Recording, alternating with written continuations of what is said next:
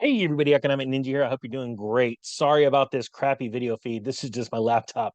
And we're going to talk about how naked everyone is in the stock market. I know.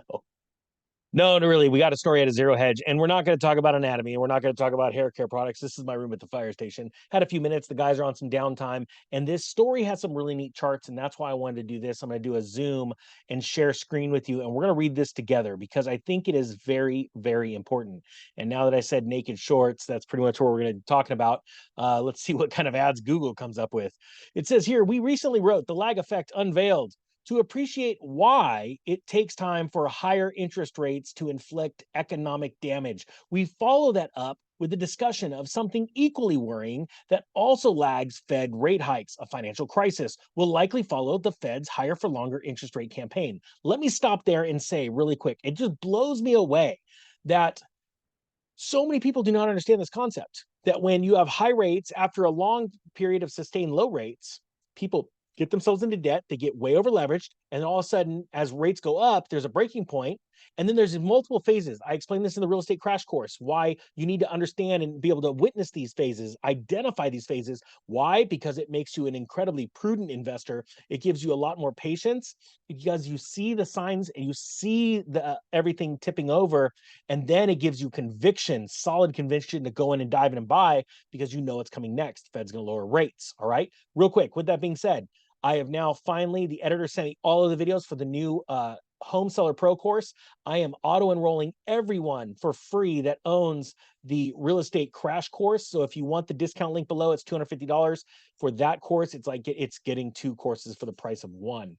All right, now with this being said, let's dive back in, and I'm going to show you some of these charts because they tell such a great story.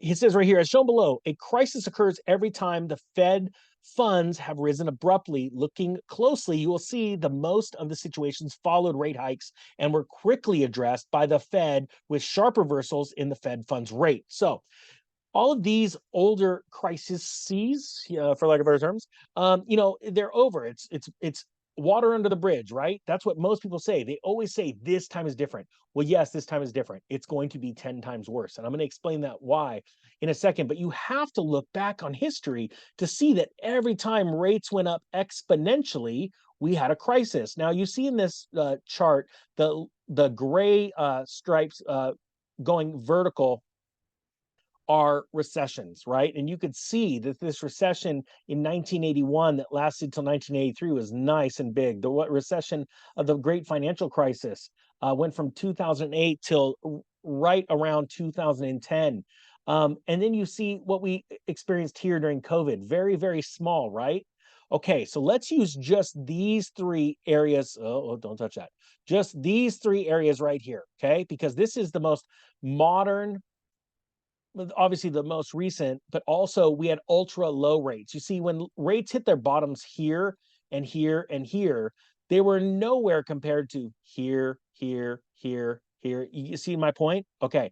To say that most investors, especially people on YouTube, they're sitting there touting that they've got $100 million in properties right now. They have no idea what is about to smash them in the face.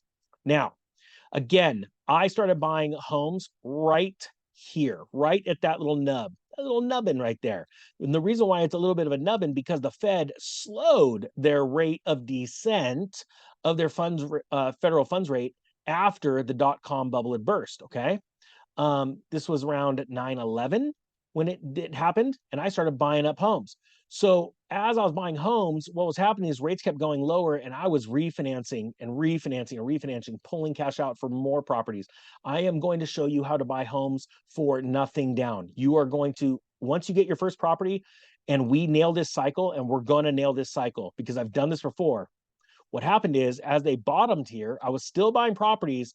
I started to sell right here, right in this range. And you'll notice again, there was a little bit of a reprieve. Isn't that interesting? It's almost right across there. They were raising, raising, raising, and then they stalled. And the reason why they had to keep raising was because home prices were getting out of control and they wanted to smash them down. This little stall point right here is when I started liquidating my entire portfolio of homes, right? My single family homes, my blank lots. I also had multiple multifamily properties, right? I had fourplexes. So then we had this point, maximum pain, and maximum pain it is. Just so you know, the reason why they stopped raising, the market was already broke. Nobody could sell their home. They were frozen in time. All right. Now let's go to this. We all know about the Great Recession, and the best time to have bought a house was right here. This was actually one of the tightest housing markets of this entire time. Between 2011 and 2012, nobody was moving homes. It was impressive. And most people don't realize that. They would have realized, or they would have thought that this is when your housing crash would have been the tightest. Nope, it was actually right here, 2011, 2012. All right. This is what's very important. Market liquidity problems. This is September of 2019. This is what I talk about in a lot of videos. Very, very important for people to understand. We're about to have another liquidity problem, and it's going to happen within the next 8 weeks. I'd be shocked if it didn't happen within the month of October. Does that mean it's going to go immediately down? No, it does not. Why? Because the Fed cannot get in control of two types of inflation, energy and food. And there's about to be panic buying in food, I believe, in the next 4 months. And so they're going to have to either keep raising rates or they'll plateau for quite some time until the market is completely broke and the foreclosures are blowing out the door. All right. Now, another thing that most people don't realize in a real estate crash, they think that when all of a sudden there's all these foreclosures on the market, that people are going to buy them. No, that's actually not true. Inventory explodes higher, both for REOs, full-blown auction properties, just sellers trying to sell their second homes or their Airbnbs, their rentals off. And what happens is there's no buyers for them. And the reason why is not that there's a lack of people that want to buy them, but there's a lack of people that can buy them. And that's why I prepare you for that in the course. Start preparing now. You've got to take action now. If you're not getting ready for this, it's not going to mean anything. You could have all the good intentions, but if you don't have the nuts and bolts, the tools in your tool chest, and then the assets and the way of organizing them to act, you're not going to be able to take advantage of any of these homes. That's going to be the sad thing. There were tons of people that wish they would have bought a home here, but then instead they bought a home here, and then they're sitting here going, "Oh my gosh, I'm actually losing my house because I'm losing my job." This one is a lot stronger. If you see the rate of rise from here all the way up to here, just where we are right now, look at what it is, how much stronger it is from here to here. The velocity just going straight up, even straighter. But not only that, I was during this period. We're in crazy town, and crazy town makes you money. All right.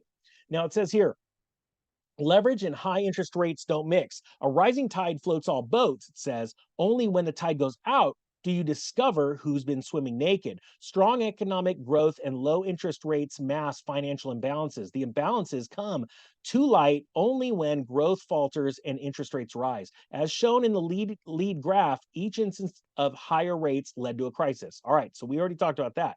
Check this out. In March, we were reminded of how higher interest rates can cause a crisis. The surge in interest rates left many banks unprepared. Just so you know, when they're talking about many banks unprepared, I was trying to prepare all of you and explain what commercial mortgage-backed securities is. This is what is causing the banking crisis. It says the casualties right here. Oh, I'm getting toned out. I got to go. We'll see you later. Hey, the discount link is good until tomorrow night, and then it's no more 75%. Have a great day. The Economic Ninja is out.